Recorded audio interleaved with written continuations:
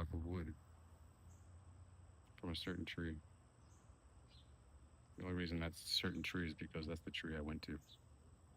And that's the tree I kept going to for this type of wood, block of wood, for this idea. Just keep that in mind. Don't overthink stuff. People tend to take things literally. But out of this block of wood, I form something that just happens. At first, I drop this block of wood and I leave it by the wood stove, or my dog starts to chew it up. It's all fucked up, but I still see like a core, something that can be still molded with some extra life on top. That's what intrigued me about this piece of wood. So I pick it up and I start hacking at it. First with a gouge, then with just a little 10 tomahawk axe, EDC. So finally, something is expressed, something that just happened. It was life, but then, which is chaotic, and then there was just a little bit of compassion that attracted something together to create something more.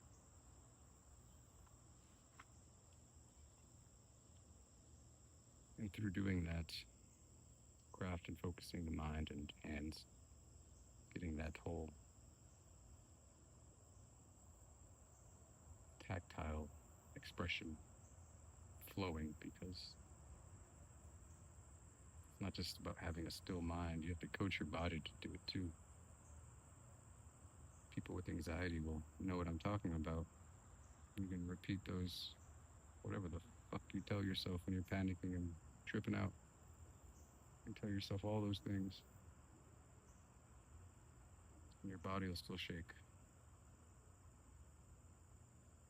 So it's all about that tactile.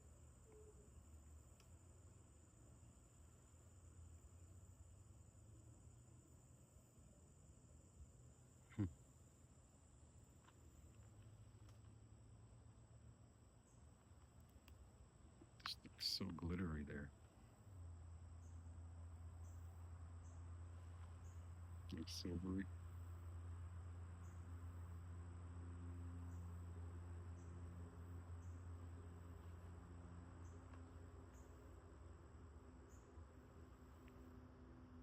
So, this block of wood, I take it and I formed it. But while I'm doing this, I'm contemplating and thinking of everything that I've done and seen, and I'm sort of paying attention to the wood too, and sort of paying attention to this stream of thoughts. And somewhere in between, there's a peace, and there's insight. And that insight clicks at particular moments when I'm forming that wood, that block, that symbol. So then that becomes a pattern, because I leave that finished block there, and then I move on, and I encounter another something.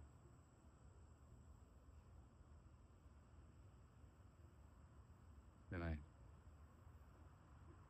pray on it. Then I get the knife and start on a new block of wood. And it's through that I overcome something else, through reflection and patience and encoding memory. Over time, the things that I create begin to take on their own organic life, while at the same time remaining consistent. That little spark of uniqueness of life that you just can't, you don't need to sign something sometimes. You don't always have to sign something for people to know where it came from.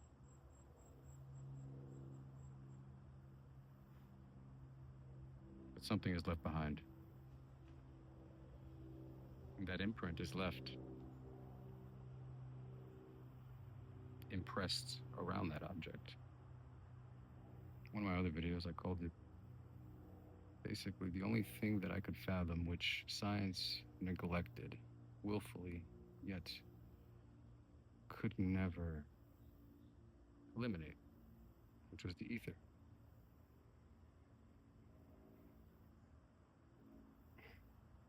It seemed like that's exactly what they do to God.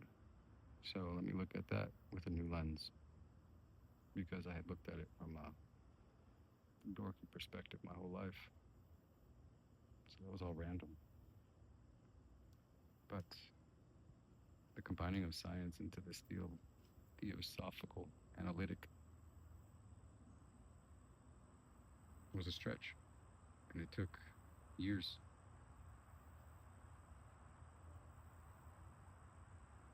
Learning new languages.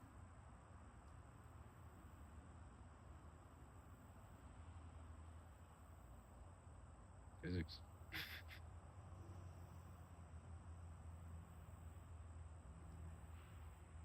For me to actually have another moment where I was carving a block of wood and the two just met in the middle. And I saw what I was doing. Then I realized the scope.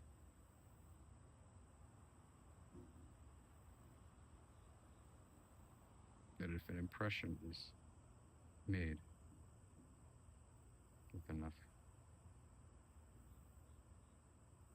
will, definitely with enough people, towards a particular pattern, a symbol, then a resonance occurs. And that resonance reaches out into the ether, into the quantum fields. It calls on the Holy Spirit to link up. And we sync. And our praise gets heard on the other side. But through the generations, if we teach these patterns, these symbols, not to be worshipped, but as memory for their own revelation. These techniques can be passed forward.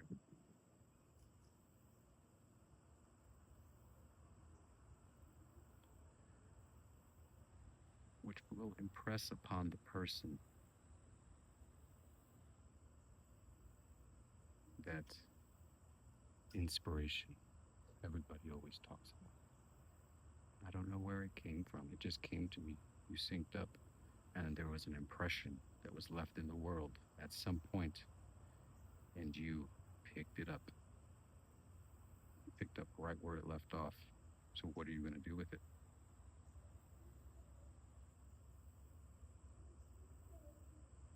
That's in a sense what Moses was, going full circle. He was that. Like, he gave us a way to see the separation. If we take out that comma and put it after I am the Lord, he's saying that I am the Lord, the leader of the Israelites. Your God's the one that frees you from slavery, took you out of the land of Egypt.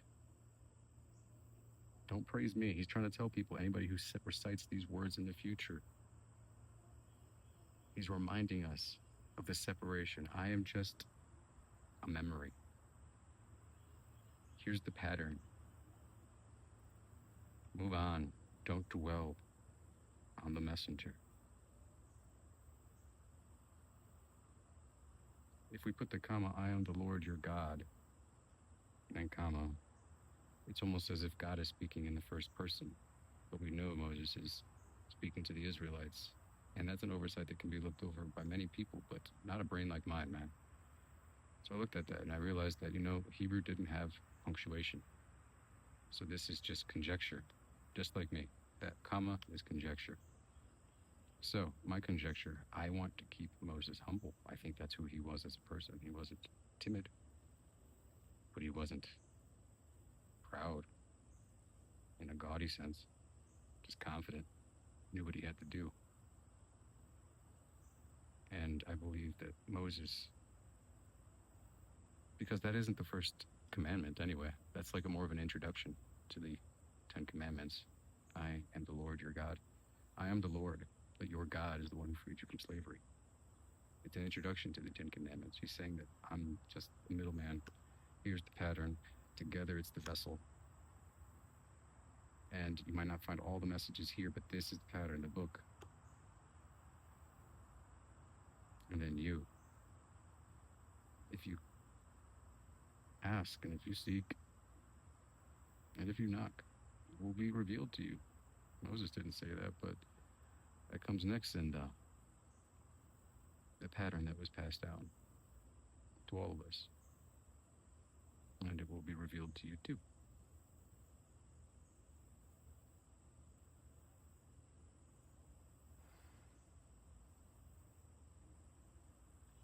Anyways, happy Sunday.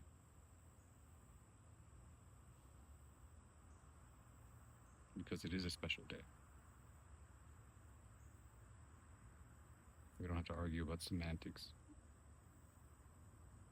and which day is which. Feel free to fact check me. But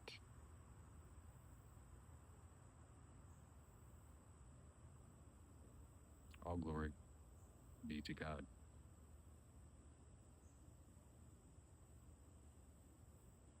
Live long and prosper.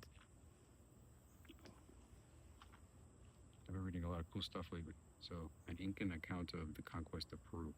So this is like the last Incan ruler. His account about first European contact. Like instead of the conquistadors talking, is them, and then prehistoric man in America.